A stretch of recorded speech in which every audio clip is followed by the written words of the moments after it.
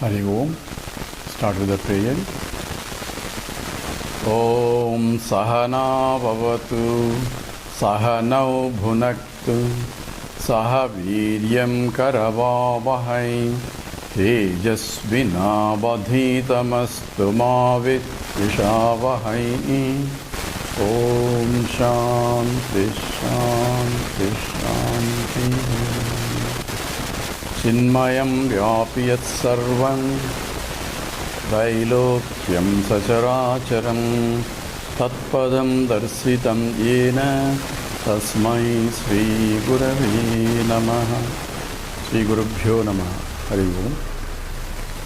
So we have introduced Karma Yoga, and Krishna provides in the 3rd chapter of Gita a recipe of how one should perform an action, so that one will not be bound by the action or the result of the action. And the famous sloka is Yajnartham karmanonyatra lokoyam karma bandhanaha tadartham karma kaunteya muktasanga samachara. So therefore it says, perform an action for the sake of yajna, and we have defined yajna. In fact, this is a definition by Swami Chinmayananda. It says, what is really yajna?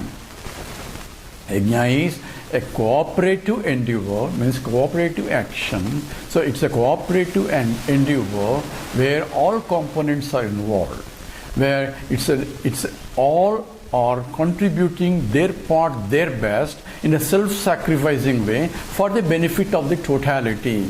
So that's a definition of that. So in every action that I am living in this world, I am living in a society. So it's not my action, I'm not alone in the one. I have to interact with the people. So when I go to office, I have to interact, and I have to do my part, my best, and so on in the total, and so that the whole company has to prosper. So now let's look at this, what exactly yajna means. Now at an individual level, yajna means all components have to put forth their part, their best, in a self-sacrificing way for the benefit of the totality constituting all these parts. So at the individual level, what are the parts involved? There is a body, there is a mind, there is an intellect. All 3 components are there. Now apply this concept. Says yajnartha means each one of them has to put forth their part, their best, in a self-sacrificing way. Body wants something, mind wants something else, intellect wants something. No. Each one has to sacrifice their own desires and fulfill what is the total as a being. I want this. This is I, the owner, who has these equipments. The equipments have to perform in the field of action, completely present there, to perform the action and do their part, their best, in a self-sacrificing way for the benefit of the totality, that is the human being. That means my mind has to be in total there, my intellect has to be total, my body has to be total to the capacity that they have, and perform the action to the best that they can do. And then, if it is, then it's no bondage there. It's an implied in that. Then the best thing can come out of myself. You say, I have done my part, my best. I don't have the control on the result, but I know regrets about what I could do. There is no more, I should have done more, because I have done my part, my best. There is nothing else I can do. So in raising the children, particularly this is important for parents, raising the children, parents have to do their part, their best. But the results need not depend upon what their expectations can be, because the children have come from their own vasanas also, their likes and dislikes. But that doesn't mean that I had to do what is right thing to do. I had to do my part, my best, to the best that for the benefit of the child. So at the individual level, one has to do their part. Then only it becomes part of the karma yoga. Otherwise, it's going to be bondage. Now, at the family level, apply this now from the individual to the family level. Family concept, husband, wife, and all children there. So everyone has to do their part, their best for the success of the family as one unit. Now wife wants something else, and husband wants something else, and children want something else, each one dragging in different directions, then that's not the real family. Family is according to this principle, says all this development of the totality, they have to sacrifice their individual needs But for the benefit of the totality, if they perform their part, their best, then the family will be successful. Now apply to an organization. Same concept. Every component in the organization had to do their part, their best, in a self-sacrificing way, not competing with each other, trying to put down the other one so that I can go. So every part they have to sacrifice themselves, what is good for the company. If they do their part, their best, then company will prosper. Take up the nation. Every component in the nation, their part, they do their part, their best, in a self-sacrificing way for the benefit of the totality, that is the nation will prosper. All divisions, destructions and all that, because each one wants to be selfish at the expense of others, then there cannot be attitude of yajna. So that's what is yajna implied, and this is the recipe for success of anything, and this has been created. Is essentially, Krishna says, Saha yajna praja sushva prajapatihi purovacha prajapatihi. This concept of yajna has been created along with the creation itself for people to get what they want in a proper attitude. This is from the beginning, the creation itself started with the understanding of the spirit of yajna. This is the methodology for success in any field. So in any materialistically, this is Krishna is giving us a recipe of how to succeed. If I don't succeed only because individual forces are pulling apart, I'm not making a spirit of yajna in the functioning of the society. Because we live in the society, we work as a society, and we have to be successful as one society, as one unit, only if every component in the society performs their best. And that's how the system used to be in those olden days. That is the concept of yajna. Now, Krishna also gives the second aspect of the wheel of action, is described in the Karma Yoga. And this says, essentially, Saha yajna praja sushva purovacha prajapatihi anena pravashishadvam yom. So Ishtakamadaku, but Devanam bhavayatanena te deva bhavayantuvaha parasparam bhavayantaha shreyah paramavapsyata. So here it says, this is another important concept Krishna is bringing in the Karma Yoga. So I perform the action to the best to please the gods. So what are the gods here? The Devanam. So who are the gods? And Swami Chinmayananda defines this beautifully. Deva is production potential in any field of action is called Deva. So any action in any field, if I perform my part, my best, the result had to come. That is what is Deva has to give. So when I please the God will please me back with the showering with the results, and that is what is called is the result giving as appropriate to the action. He has to bless the Lord. God has to bless if I please the God. How do I please the God? By performing the best that is required for the action, then He will be pleased. Any action, if I want to please the Saraswati goddess will come. It's not doing a prayer or doing arati. Saraswati comes only when I study with that attitude of surrenderance completely. I want that study and concentrate completely. Both my mind and body, everything is involved in the action. And when I surrender completely to the knowledge, goddess has to come. She blesses. And when I devote myself to the study. So therefore, this law applies. When I please the gods, God will please me. And then again I please the gods, because every time it is a continuous present.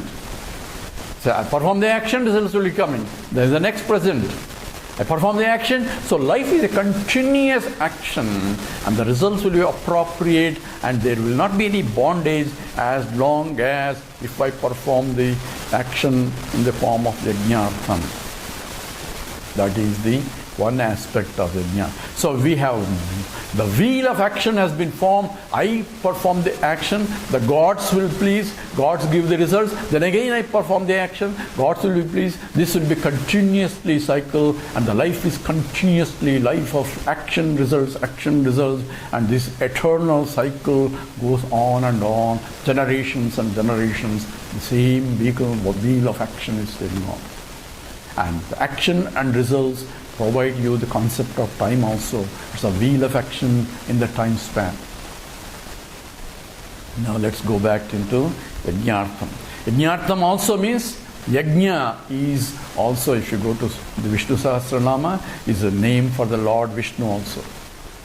So Yajnartham karma, so you perform this action for the sake of Yajna, means for the sake of the Lord, highest Lord.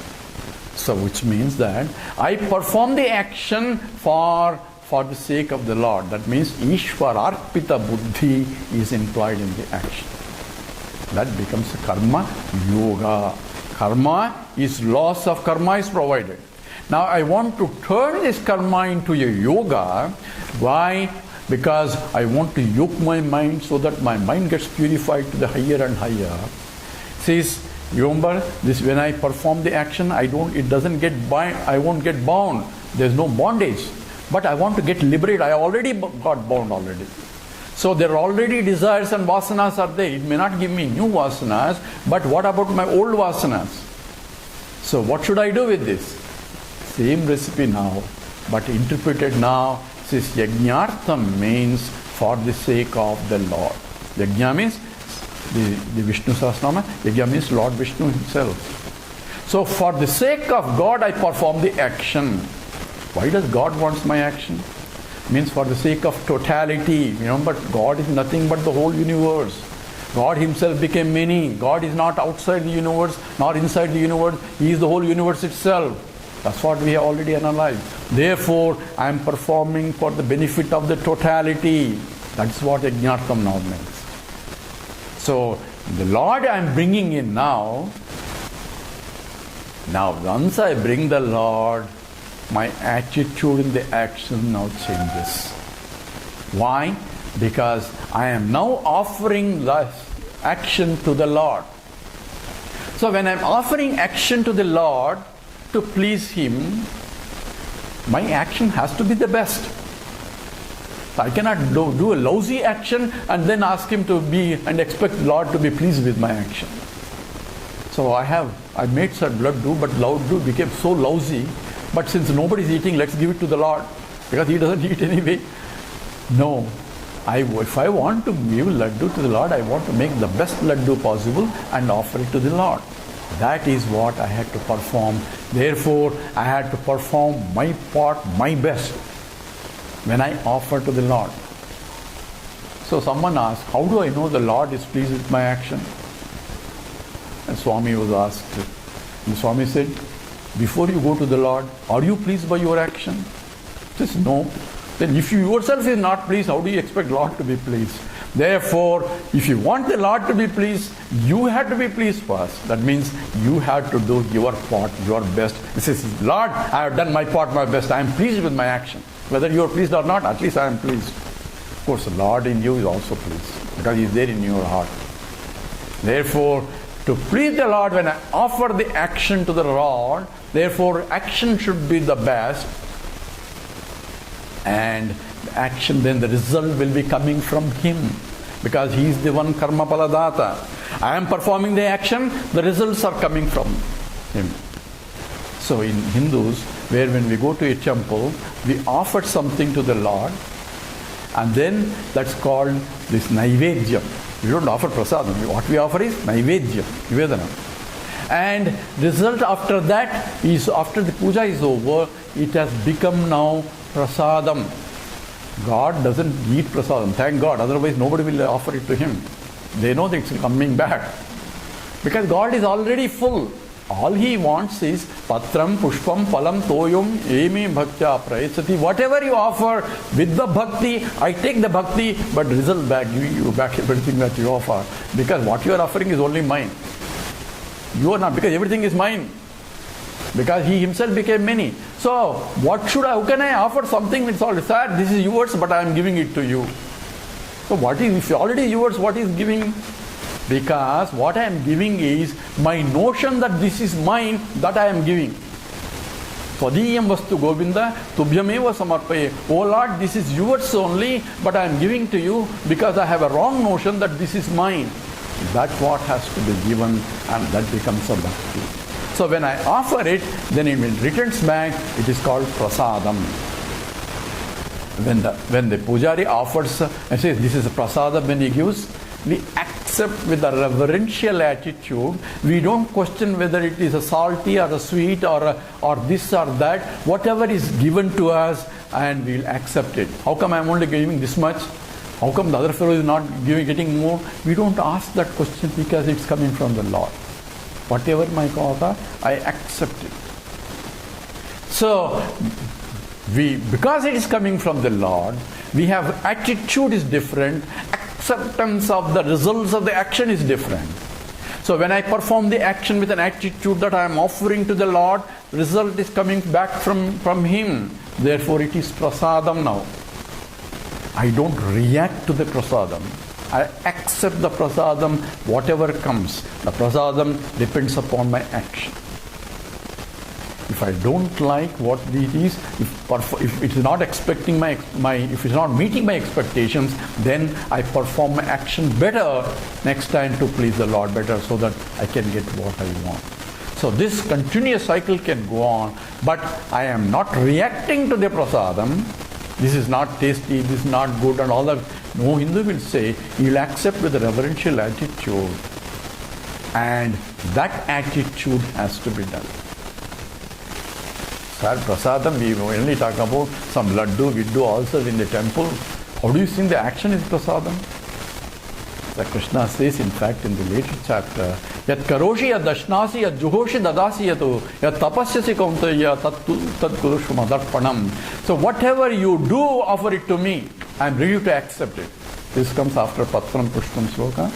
It says, whatever you do, I am ready to accept if you offer it with an attitude of this devotion. So that acceptance of the result becomes my prasadam. So this is a part of now Karma Yoga, where I am not reacting to the result. When I am not reacting to the result, I am offering it only because it is desire prompted action, all right, but I am accepting whatever the result. My mind will be non-reactive. So even though result is plus or not, there is no more raga dveshas as a result of the action. And that makes my vasanas get neutralized. So we have now analyzed two aspects of yajnartham karma. One is performing in total, everybody contributing for this success, and the results have to be shared according to input there. So if I perform more, then according to that you have to, but you cannot steal other people's contribution, then it's called stealing.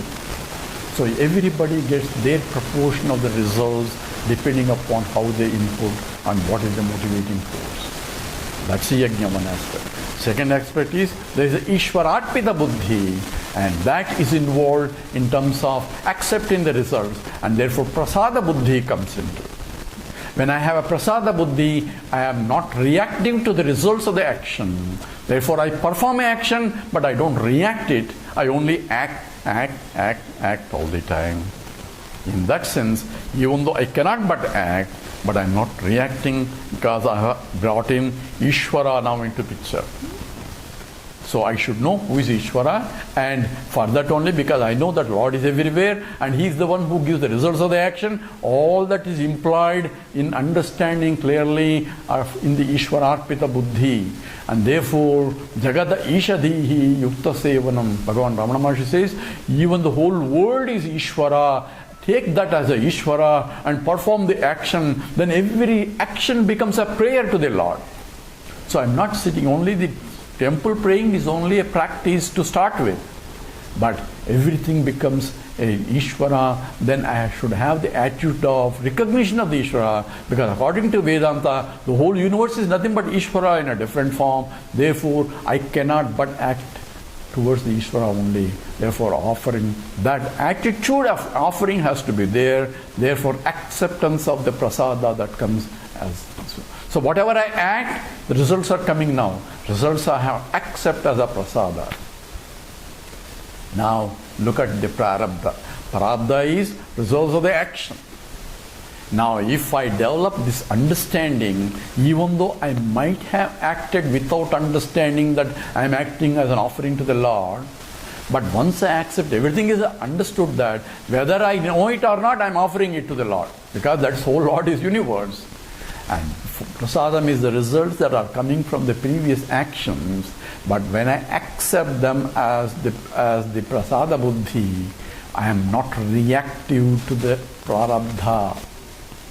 And therefore, my action is always best, every time my best, to the best that I can do as per my body permits, my mind permits, my the intellect permits, because these are the only equipments that Lord has given to me. If Lord wants to give better equipment, that is His problem. But I have to use whatever the equipment that I have to do my part, my best.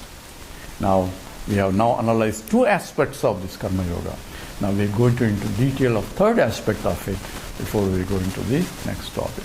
So we'll stop here. It says, Om Purnamada Purnamidam Purnat Purnamudachyate Purnasya Purnamadaya Purnameva Vasishyate.